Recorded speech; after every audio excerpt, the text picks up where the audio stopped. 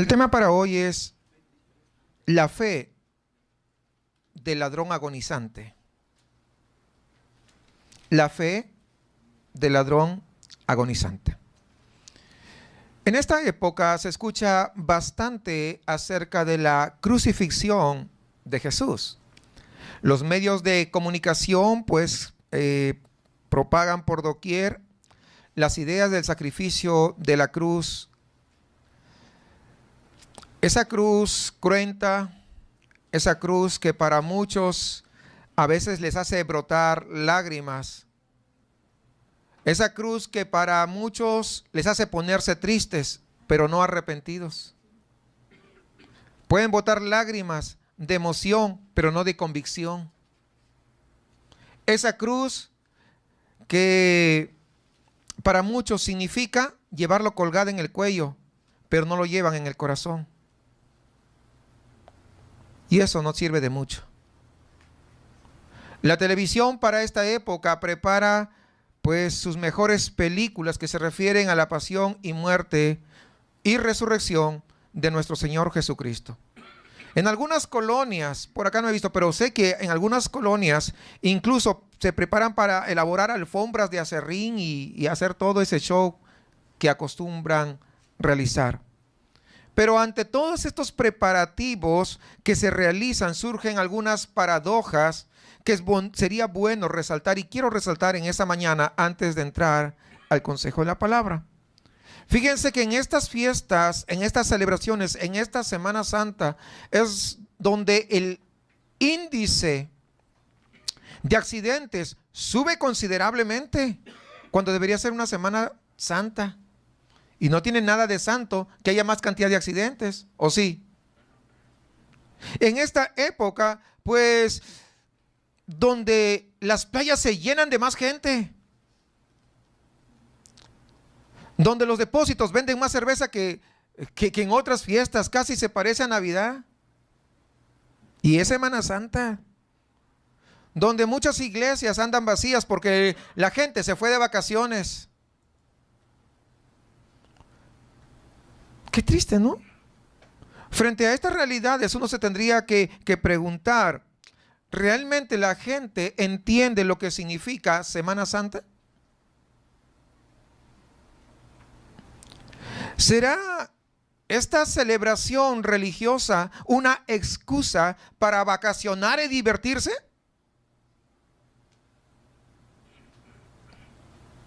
Puntos suspensivos, usted complete la respuesta. Pero esa es la realidad que se vive.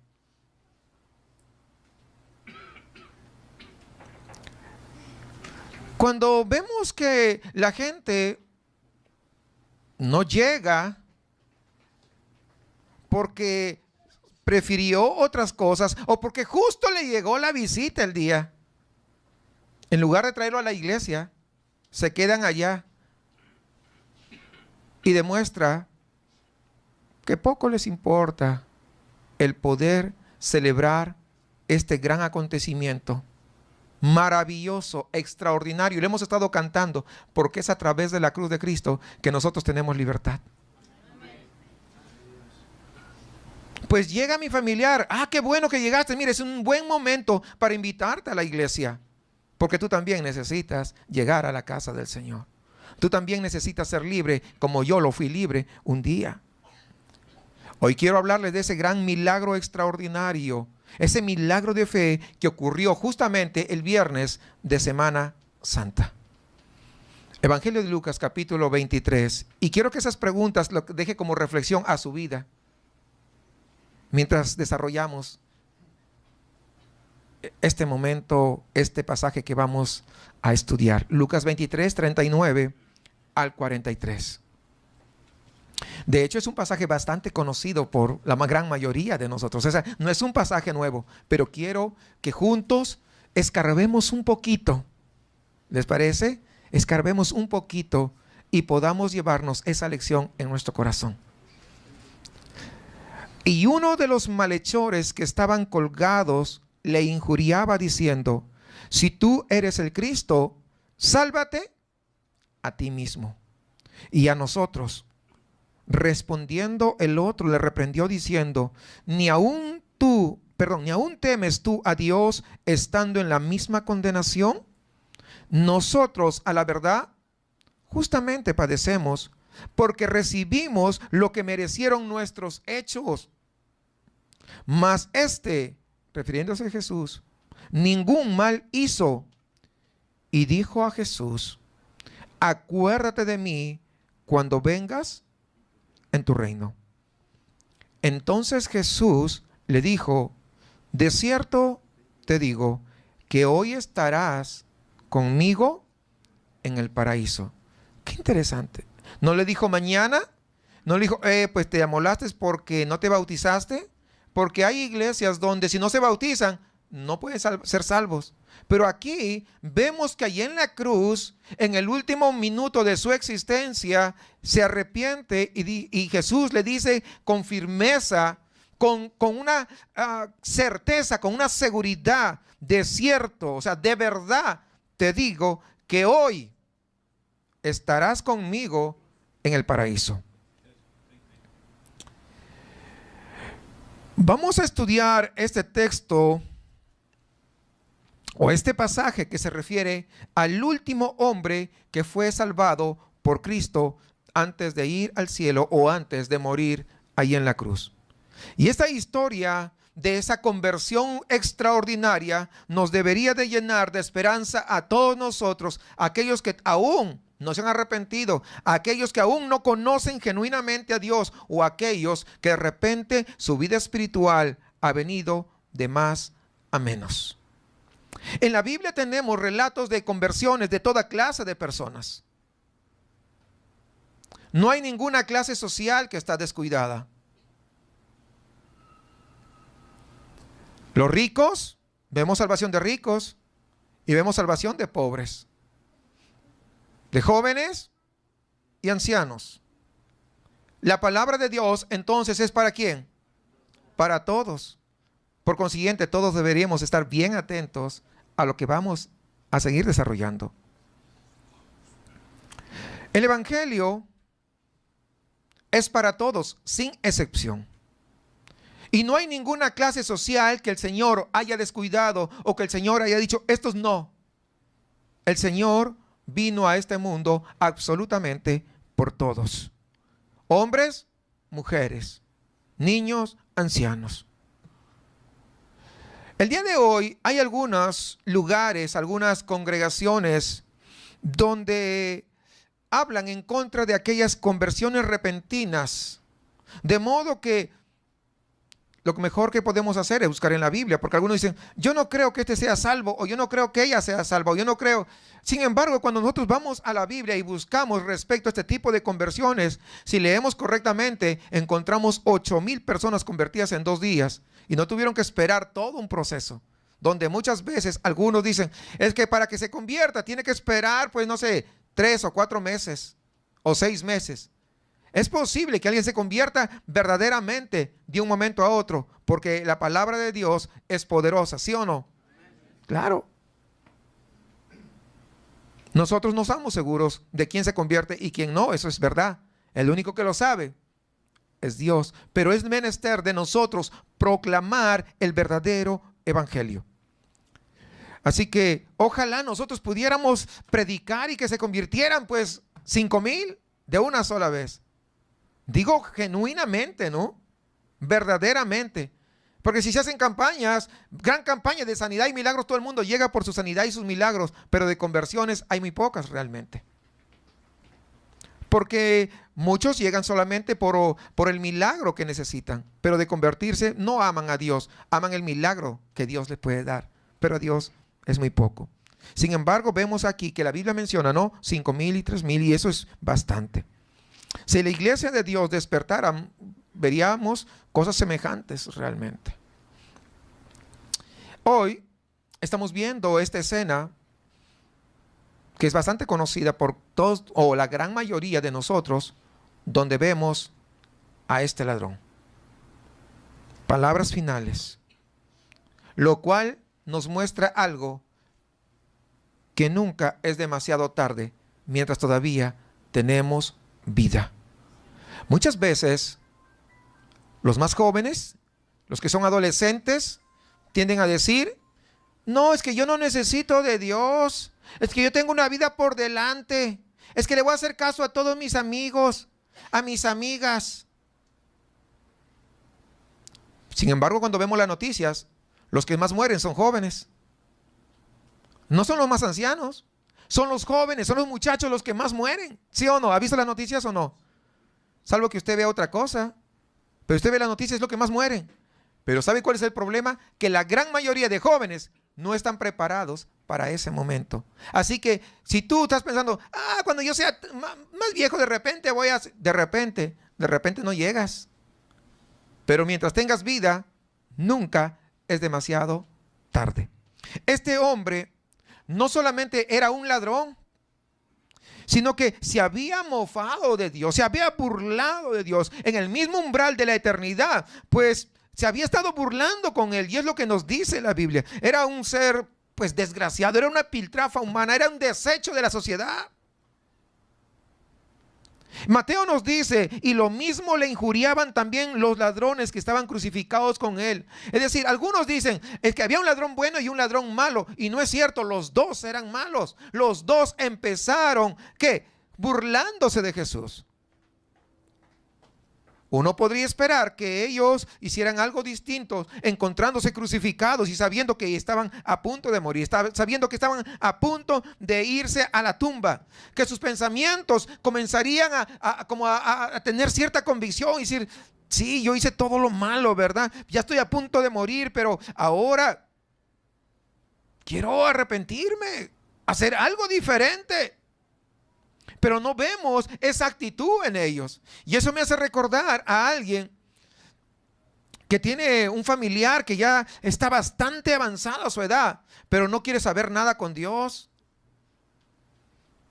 ¿Por qué? Porque cree que sus años de experiencia son mejores que lo que Dios le puede dar. Lo que no sabe que está pronto a enfrentar a un juicio. Y delante de ese juicio, delante de Dios, nadie puede ser justificado a menos que sea a través de la sangre de Cristo Jesús. Pero quiere seguir en lo mismo. No, yo no quiero nada. Bueno, no vemos un corazón que muestre arrepentimiento. Y eso veíamos en estos ladrones. Los dos estaban insultando a Jesús. Los dos lo injuriaban. Los dos lo estaban acusando. A pocas horas de morir. Ahora, ¿qué más podría haber hecho este ladrón? Había robado, tal vez había matado, había hecho de todo desastre y medio en su vida. ¿Qué más le podría pasar a este para que se hundiera más? Lo único que creo que le faltaba para hundirse más es hundirse en el infierno. Pero acá en este mundo estaba recontra hundido. No había a dónde más bajar. Pero por más que estuviera lejos, Jesús lo encontró. Eso es lo maravilloso. Mateo y Marcos nos dicen que estos dos ladrones ofendían a Jesús. Juan no dice nada sobre las injurias. De hecho, ni nos dice que ellos, pues uno de ellos se convirtiera. No menciona esa parte. Pero lo que acabamos de leer llega a través del Evangelio de Lucas, donde nos dice que uno de ellos le dice al otro ladrón: ¿no temes tú a Dios? Mire, o sea, nunca en su vida han mencionado a Dios. Tal vez lo mencionaron para usar el nombre de Dios en vano, pero no para decir: ¿no temes tú a Dios? Fíjese la palabra: ¿no temes tú a Dios? Cuando nosotros vamos y recordamos lo que el sabio Salomón dijo, el principio de la sabiduría es el temor de Jehová. Ahora bien, aquí tenemos el principio de la sabiduría en este ladrón, porque ahora está diciendo: ¿tú no temes a Dios? Está hablando de ese temor. Es decir, empezó ahora, ¿qué? Después de haberlo injuriado, insultado, ¿verdad? Contra Jesús, ahora dice: ¿tú no temes a Dios? Entonces hay algo que comienza a obrar en su corazón, y es ese temor de Dios. Estoy seguro que hay muchas personas en este lugar, pues somos regular cantidad, que tememos a Dios, porque este es el verdadero principio de la sabiduría. Uno en la escuela, uno en la universidad puede adquirir conocimiento, pero no sabiduría. La sabiduría únicamente proviene de Dios. Luego de tener temor, ¿qué cosa viene? Pues viene la convicción de pecado. Porque vemos que el ladrón, después de decirle, no tienes temor de Dios, vemos cómo comienza a ser redargullido de pecado. Él comienza a sentir una carga por el pecado que él te estaba llevando. No es probable, hermanos, escúchame bien, no es probable que nadie se convierta a menos que empiece siendo redargullido de su pecado, a menos que entienda que es un pecador, que su pecado lo aleja de Dios, que su pecado es nauseabundo delante de Dios y que Dios no puede soportarlo así como está.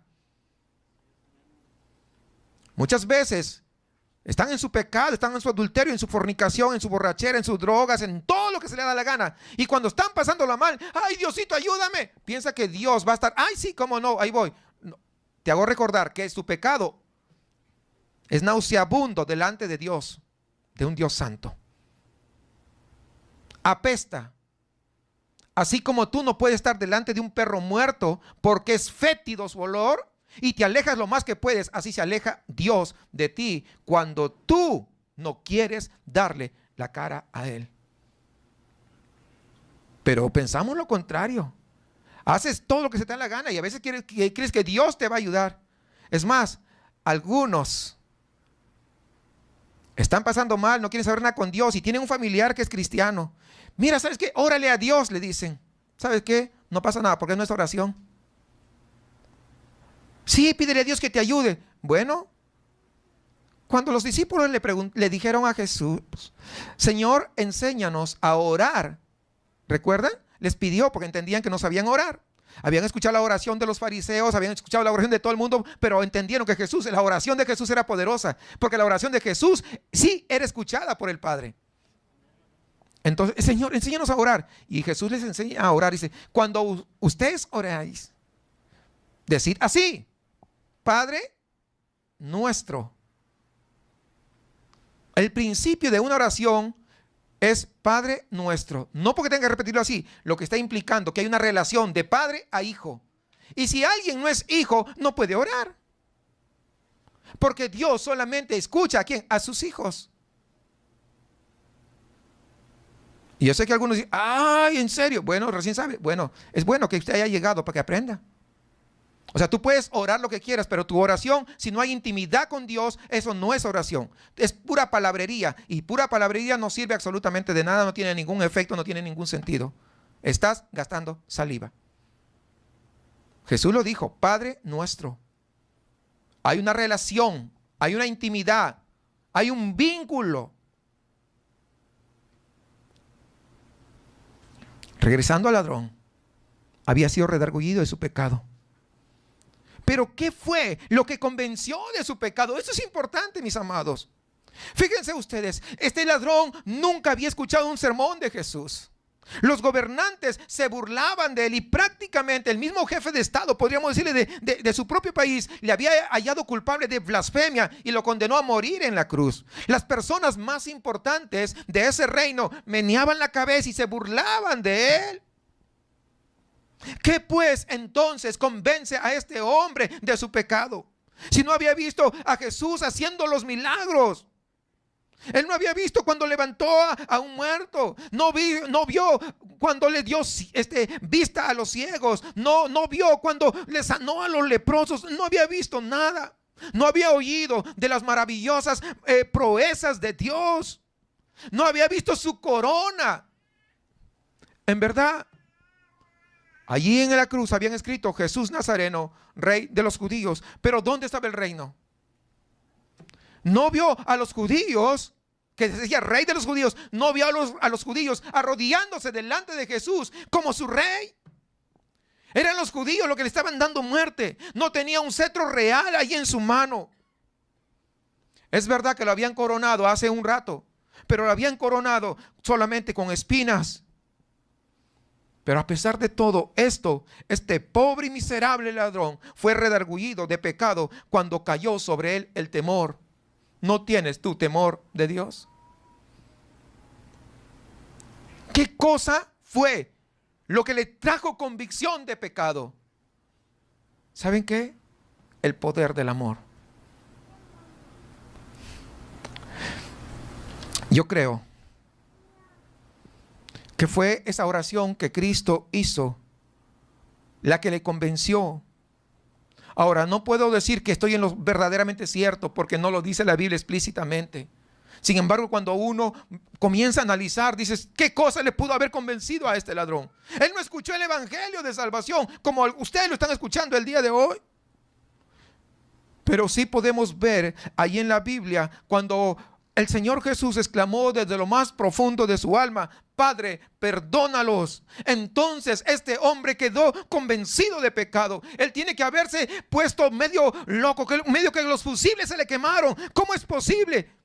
No puede ser un hombre normal, porque un hombre normal lo que pide es, Padre, ¿sabes qué? Que el fuego del cielo descienda y se los queme a todos.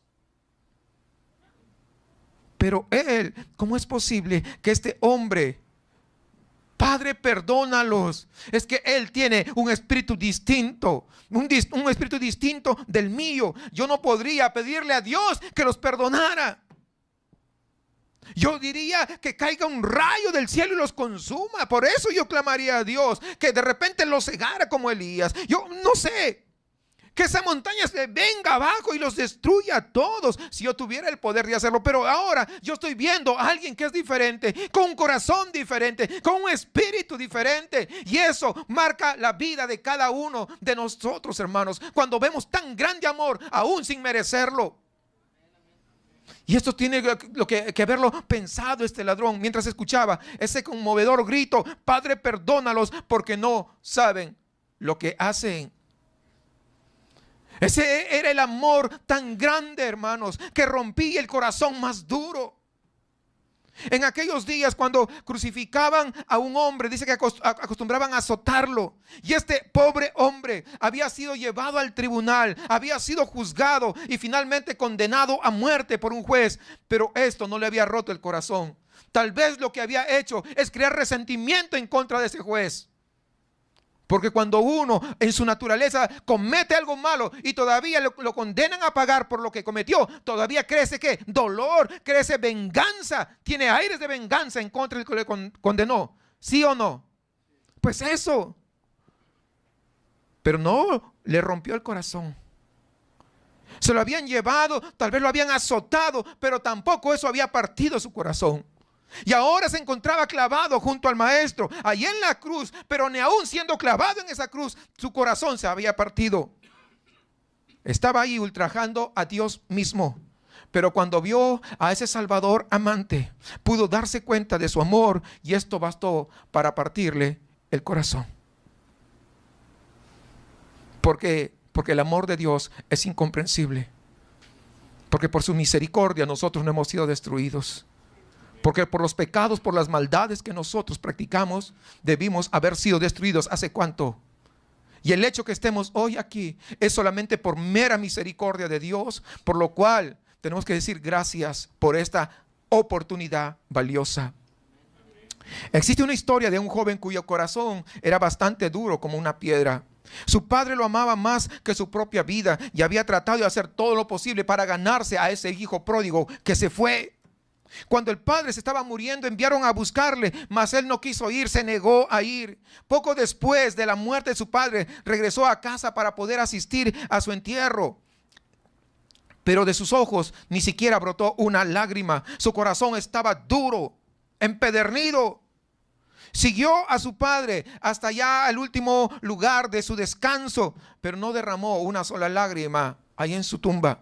Pero cuando llegó a su casa y se leyó el testamento, hallaron que el padre no había olvidado a aquel hijo pródigo, sino que le había recordado con cariño, y en su testamento decía palabras llenas de amor. Y esas palabras llenas de amor del padre fue lo que rompió el corazón de ese hijo, ese corazón de piedra. Porque el amor es lo que hace, mis amados hermanos, cuando nosotros encontramos que el amor tan grande de un Dios tan grande, que puede muy bien decir, se te acabó tus días, me cansé de ti y te desaparezco. Sin embargo, brota el amor y dice, te doy una chance más, te doy una oportunidad más para que tú puedas venir a mí.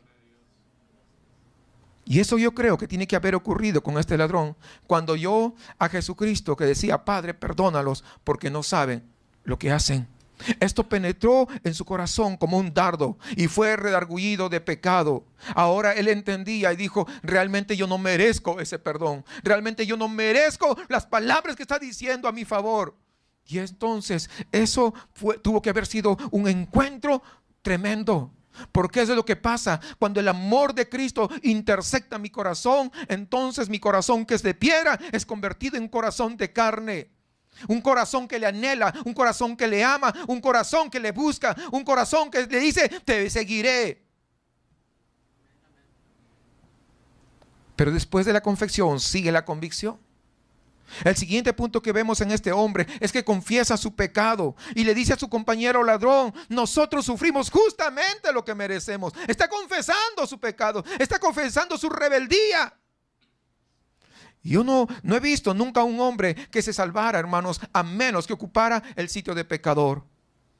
Muchas veces puedes llegar a una congregación, puedes llegar a una iglesia, pero pues te da lo mismo, estás así todo relajado. No ocupas tu posición de acusado.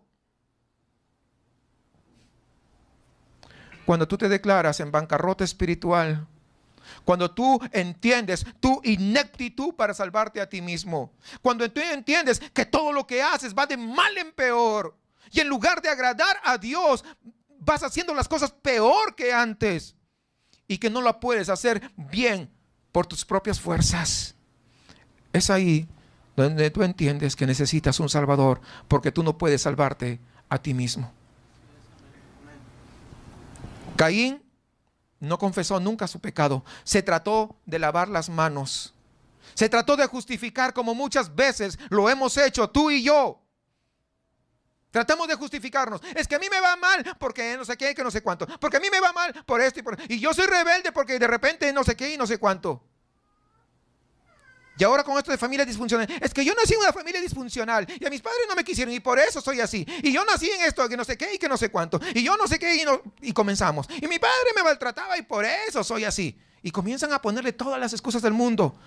Lo que no entienden es que cuando uno viene a Cristo es hecha nueva criatura. Porque las cosas viejas pasaron. Es lo que dice la Biblia, no lo digo yo. Caín nunca confesó su pecado. Nunca se declaró en bancarrota espiritual, por eso que fue condenado. Judas no confesó nunca su pecado a Dios, aunque fue y lo confesó a los hombres. Ahora bien, quiero decir que no he venido para pedirles a ustedes que se confiesen sus pecados a ningún hombre, desde luego. A menos que usted haya cometido algún pecado en contra de su hermano, en contra de alguien, y que esta persona pues lógicamente está tropezando en ese pecado. Así que si es eso, pues tienes que confesarlo, tienes que ir y pedir perdón, a fin de que también luego pedir perdón a Dios. Es importante. No tenemos que confesar nuestros pecados a nadie, sino a Dios, porque Él es el que perdona. Muchas veces hay personas que he visto en algunas congregaciones donde todos los domingos se levantan a pedir perdón a todo el mundo. Y yo digo: ¿y estos qué? ¿No viven una vida dando frutos? Porque la Biblia dice que tenemos que dar frutos dignos de arrepentimiento. Está bien que fallé una vez, que algo pasó con el hermano o con la hermana, pero eso no puede ser todas las semanas. A menos que mi corazón no haya sido convertido, no haya sido regenerado. No hay sacerdote en la tierra que pueda perdonar pecados. Nosotros tenemos un sumo sacerdote que es sacerdote para siempre, según el orden de Melquisedec. El único hombre del cual nos dicen las Escrituras que confesó sus pecados a los hombres fue Judas. Y después de eso fue y se colgó y se perdió para la eternidad. No hay en las Escrituras un pasaje que diga que tienes que confesar tus pecados a los hombres. Tenemos que confesarlo ante el Dios Todopoderoso, lleno de gracia y de misericordia, aquel que puede salvarnos. Lo que sigue respecto a este ladrón es la fe en acción puesta en Cristo Jesús. Fíjense ustedes, nosotros hablamos mucho y tenemos muchas prédicas sobre la fe de Abraham, el padre de la fe. ¿Sí o no? Mucho. Tenemos también muchos estudios sobre la fe de Moisés. ¿Cierto, sí o no? Y conocemos muy bien, pero qué poco se habla de este ladrón. Déjame decirle que este ladrón tuvo la fe más notable de la cual nosotros tenemos referencias. Él prácticamente pasó de ser el último, se fue por encima de Moisés, por encima de Abraham, por encima de todos, y llegó en primer lugar, no porque lo quiso, sino por su fe. Se colocó a la cabeza de todos porque tuvo una fe extraordinaria, una fe maravillosa. Imaginemos a este ladrón agonizante. Él no había oído ningún sermón. Él no había visto el cetro real en las manos de Jesús. Él no había visto la corona de Cristo en su cabeza. Él no había presenciado ninguna obra maravillosa. Y con todo tuvo una fe maravillosa y extraordinaria. Con Abraham, Dios estuvo tratando con su vida 25 años para que tuviera esa fe. ¿Cierto, sí o no? Con Moisés, 40 años para que después aparecerse allí en la zarza ardiendo, para que pudiera desarrollar esa fe. Con Isaías, pues Isaías tuvo esa visión, ¿no? El trono ahí elevado. Pero en este caso del ladrón, pues no vemos nada, nada. Hubo mucha gente que conoció a Cristo, que vio sus milagros extraordinarios, esos milagros portentosos. Los discípulos habían oído sus sermones y le habían visto pues resucitar muertos, sanar a la gente, a los ciegos, ¿no? Y con todo eso le habían olvidado y le habían abandonado ese momento. Donde estaba en la cruz, ¿recuerdan? Todos desaparecieron, no estaban. En cambio, hermanos, en medio de las tinieblas, fíjense extraordinario esto. Esta es una lección a nuestra vida. En medio de las tinieblas, este pobre ladrón tiene fe en él. Porque aunque los judíos habían clavado de manos y los pies, ¿sabe qué? A esa cruz, este ladrón tenía los ojos bien abiertos y podía mirar a Jesús. No le clavaron su corazón a la cruz. Es con el corazón que se cree en el hombre. Es lo que dice la palabra, según lo vemos ahí en Romanos. Es con el corazón que él creyó. Y aquí hay una fe digna de ser imitada. No lo merezco, pero creo con todo mi corazón. No merezco que Dios me mire. No merezco que Dios me perdone. No merezco que Dios me haga su hijo. Pero aquí estoy con mi fe. Es lo que hizo este hombre. Qué extraordinario, hermanos. Por eso digo una fe maravillosa, una fe extraordinaria. Lo siguiente que confesó a Cristo es tremendo. No se avergonzó de Cristo. Era la hora más negra, hermanos, del peregrinaje de Cristo aquí en la tierra. No vamos a ver una hora más negra y más oscura en este mundo. El pecado de todo el mundo estaba sobre los hombros de Jesús. El cielo estaba cerrado bajo 7 llaves. El Padre había dado vuelta a su rostro y no lo estaba mirando a su Hijo amado. Y ahora estaba Cristo colgado en ese madero, llevando nuestros pecados. Y está escrito: maldito aquel que es colgado en un madero. Y aún el Padre, pues ahora ya no estaba escondiéndose su rostro de su propio Hijo. ¿Por qué? Porque no podía contemplar el pecado. Y Cristo estaba llevando el pecado de todo el mundo. Y esto es lo que quiere decir Cristo cuando en el huerto de Getsemaní Él ruega que pase aquella copa si fuera posible, pero no se haga mi voluntad sino la tuya. Ese era el momento, ese trago amargo, hermanos. Porque hasta aquel momento Jesús había visto al Padre y sabía que era bendito en Él. Y de vez en cuando llegaba una voz del cielo que decía: este es mi Hijo amado en quien tengo complacencia. Pero ahora Cristo estaba ocupando nuestro lugar, tu lugar y mi lugar delante de Dios, como si Él fuera un pecador, a pesar de no haber cometido ni un solo pecado. Y Dios estaba escondiendo su rostro de Él.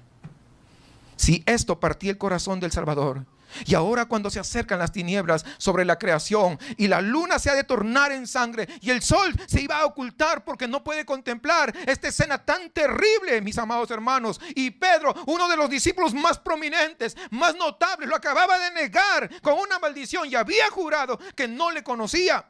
Y Judas, uno de sus propios discípulos, le había vendido por 30 piezas de plata. Y los hombres principales de la nación se burlaban diciéndole: a otro salvó, sálvese a sí mismo si es el Cristo. Todos estaban burlando. Y entre las sombras y las tinieblas, en la oscuridad más densa, aparece una señal de fe del ladrón: Señor, acuérdate de mí. Eso es lo maravilloso. Cuando todos le habían dado la espalda, cuando todo era tinieblas, cuando no había más esperanza, cuando los mismos discípulos la abandonaron, estaba solo. Pero ahí el ladrón dijo: yo tengo fe en ti, acuérdate de mí. Le llamó Señor. Ahí mismo le dijo al otro ladrón: este hombre no ha hecho nada. Gracias a Dios por esta confesión. Y esto, ¿sabe qué? Es una muestra de una fe. Es una confesión verdadera. Y esto es lo que tienes que hacer. Si quieres ser salvo, has de tener fe en Cristo y estar dispuesto a confesarle delante de los hombres: Señor, acuérdate. Y demos una mirada a esta oración. La gente dice: oh, si tú oras pidiendo salvación, tú lo vas a conseguir. Mira, tú ven y repite esta oración. Pídele a Cristo que entre a tu corazón. Y crees que Cristo va a ir corriendo. Sí, ahí voy a tu corazón. No, hermanos. No, mis amados, no es así. No es porque tú repitas una oración. Cuando este ladrón estaba ahí en la cruz, no había quien le dijera: ay, mira, repite esta oración para que seas salvo. Él sacó palabras de lo que había dentro de su corazón. Porque es de tener fe en Cristo antes de orar. Porque sin fe es imposible agradar a Dios. Él tenía fe en Cristo y ahora le llama Señor, estando crucificado. Aparentemente no había nada que le pudiera ofrecer, pero esa fe le hizo que creer en Él. Era la voz de un joven convertido: Señor, acuérdate de mí cuando vengas en tu reino. Si usted se da cuenta, no fue una oración muy larga, pero sí fue una oración al rojo vivo que salía de su corazón.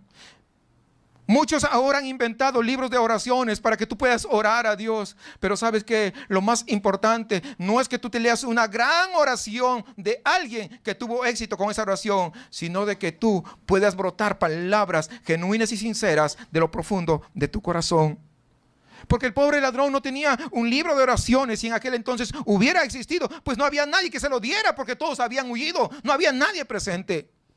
Pero él quería la salvación. Simplemente quería ser salvo y exclamó desde su corazón: Señor, acuérdate de mí. Y no se ha pronunciado u oído una oración más elocuente de esta sobre la tierra. Pero no solamente esto, sino que consiguió más de lo que pedía, porque solo pedía que se le recordara. Siempre obtenemos más de lo que pedimos cuando vamos al Señor, porque Él nos conoce, porque Él sabe nuestro corazón. Siempre, siempre vamos a obtener mucho más de lo que nosotros pedimos, porque si nosotros le pedimos, Él está dispuesto a darnos, si está conforme a su voluntad. Cuando muere un gran hombre, todo el mundo está ansioso de conocer cuáles fueron sus últimas palabras, sus últimos hechos.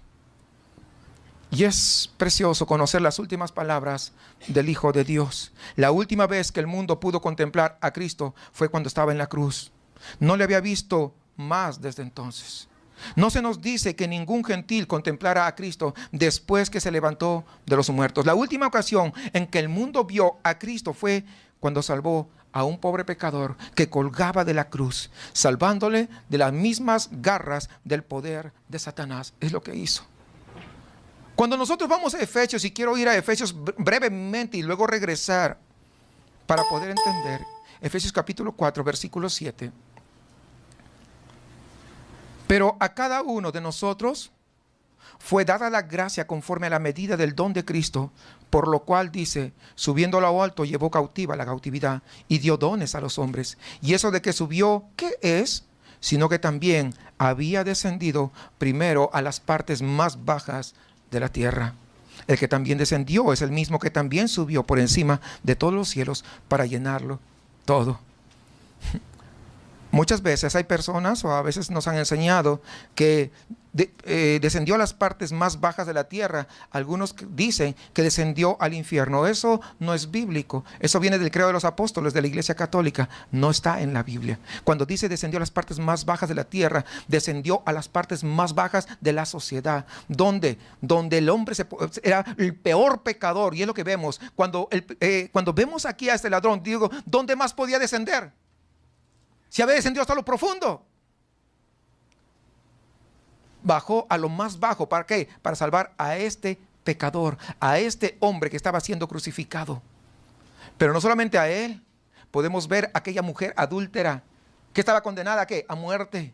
pero descendió a lo más bajo para esa mujer adúltera que no había escapatoria, que tenía ella una condena de muerte, poder salvarla. Y le dijo: ve, tus pecados han sido perdonados, ve y no peques más. Amén. Eso es, que descendió a lo más bajo, de tal manera que no importa dónde hemos caído nosotros, lo importante es que podamos reconocer que necesitamos el auxilio inmediato del Señor. De eso se trata. Por eso dice: descendió a la parte más baja. No interesa lo que hayas practicado, no interesa lo que hayas hecho, no interesa lo que hayas pensado. Si reconoces verdaderamente que Jesús justamente puede salvarte, si tú pones tu fe en Él, si tú te arrepientes de todo tu corazón, es lo que pueda ocurrir. Porque para eso Jesús descendió a las partes más bajas, para salvar al más vil pecador. Cuando Cristo descendió a las partes más bajas, donde el ser humano puede descender por sus atrocidades, por sus desvíos, ahí es que extiende su mano de misericordia sobre nuestras vidas. Eso es. Cristo le sacó de entre las mismas garras de Satanás y le dijo: hoy estarás conmigo en el paraíso. El león de la tribu de Judá venció al león del infierno y arrebató al ladrón agonizante como un cordero de las mismas bocas de Satanás. Es lo que hizo el Señor. Hoy estarás conmigo en el paraíso. Este es el glorioso evangelio. Es libre de la ley, no hay condenación para los que están en Cristo Jesús. Estos son las buenas nuevas. Y dice la Biblia, ahí en el Evangelio de Juan, capítulo 8, versículo 36: así que si el Hijo os libertare, seréis verdaderamente libres. Muchos creen que son libres, pero no son libres nada, porque están haciendo lo que otros hacen.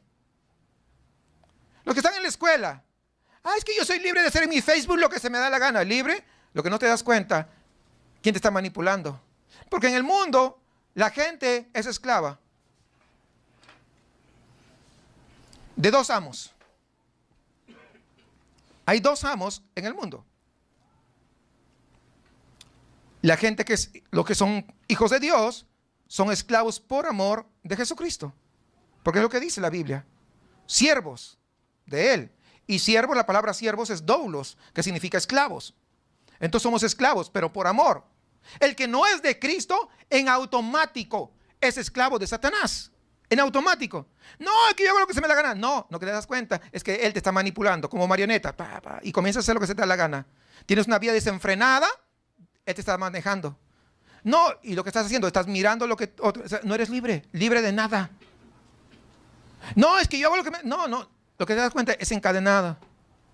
Los que viven, que dicen en unión libre, están viviendo en una unión encadenada. Porque eso no es lo que Dios quiere. Por eso que dice acá: así que si el Hijo os libertare, si Cristo os libertare, seréis verdaderamente libres. La única manera de ser libre es viniendo a los pies del Señor. Dio la palabra ahí en la cruz y el pobre ladrón era un hombre libre. Y ya Satanás no podía apoderarse más de él. Pensemos en ese tremendo contraste. Por la mañana era llevado como un pobre reo, como un pobre preso, maldiciendo tal vez, increpando al Hijo de Dios mismo, pero por la tarde cantando un cántico nuevo de redención. Aquella noche estaba junto al trono celestial cantando ese dulce cántico de Moisés y del Cordero: a Él sea la gloria por siempre. Por la mañana maldiciendo, por la noche cantando: hay libertad. Los cantos que acabamos de cantar, estoy parafraseando, pero eso es lo que hizo. Y podemos cantar ese canto, ¿no? Las cadenas de la muerte me quitó y para mí ya no hay condenación, hay libertad. Eso es el milagro de la cruz, el milagro más extraordinario. Y sigue ese canto: siendo esclavo del pecado me libró, en la cruz compró mi redención. Hay libertad. Eso es, lavó mis pecados y me ha perdonado. Solo en el nombre de Jesús hay libertad.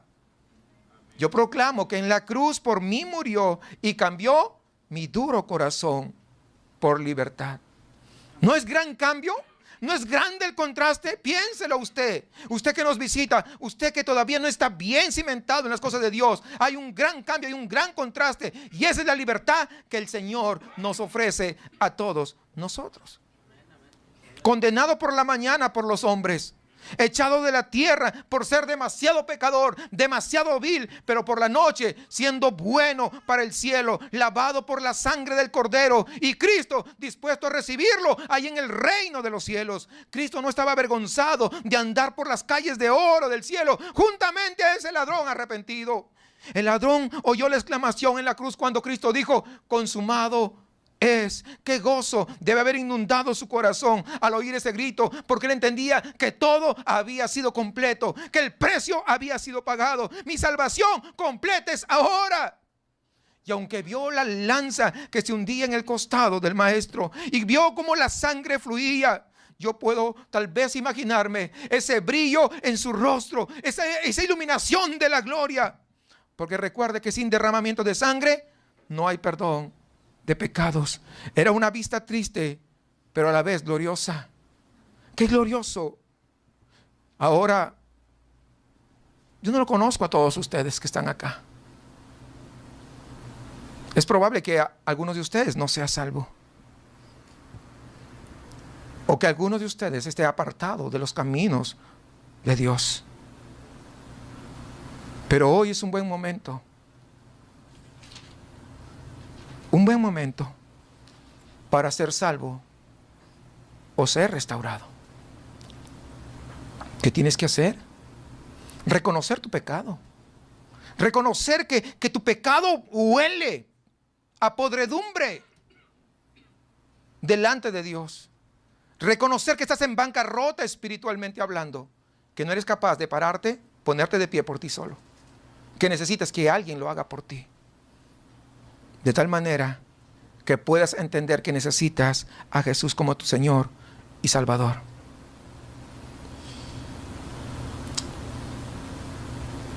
En la cruz fue pagado el precio. Y todos tus pecados, cuando tú te arrepientes, son puestos sobre la cruz de Jesús. Y la santidad de Jesús es puesta a tu favor. Entonces tú puedas presentarte delante de Dios santo y justo, como si nunca hubieras cometido un pecado. Para uno de ustedes esto es poca cosa, pero déjenme decirles que tal vez pueda ser la única y última oportunidad que tú recibas. Tal vez mañana estemos asistiendo a tu funeral. Y no te digo para asustarte. Si te asusto con eso y te arrepientes, gloria a Dios. Pero si no lo quieres hacer, solamente vas a recordar estas palabras. Si no te arrepientes y eres condenado, por toda la eternidad escucharás este mensaje. Y eso te atormentará peor todavía. Porque dice que aquellos que son condenados viven en tormento permanente. Sencillo como eso. ¿Estás dispuesto a confesar a Jesús como tu Señor y Salvador? ¿Estás dispuesto a arrepentirte? ¿Estás dispuesto a ocupar tu lugar junto al Maestro y decir: a partir de este momento serviré al Señor Jesús? No me importa lo que el mundo diga, no me importa lo que mis amigos digan, no me importa ni siquiera lo que mi familia diga. Yo quiero servir al Maestro.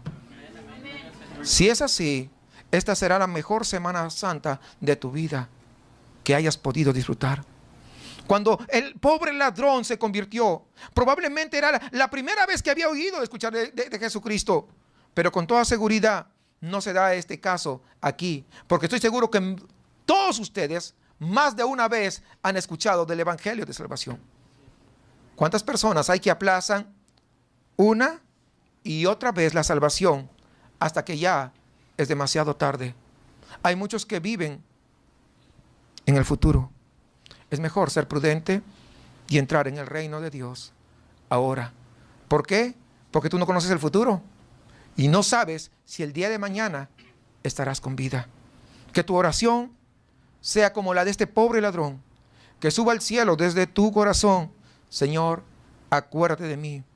Y estoy seguro que no vas a pedir en vano. Un pastor cuenta la historia de la conversión de un joven que trabajaba en unas minas. En una oportunidad lo invitaron a una reunión, como el día de hoy, y llegó, era de tarde, Y terminaron, se despidieron, pero este hombre, este joven, estaba abrazado de la columna. Y se acercaron y dijeron, ¿qué es lo que pasa? Todos ya casi se habían ido.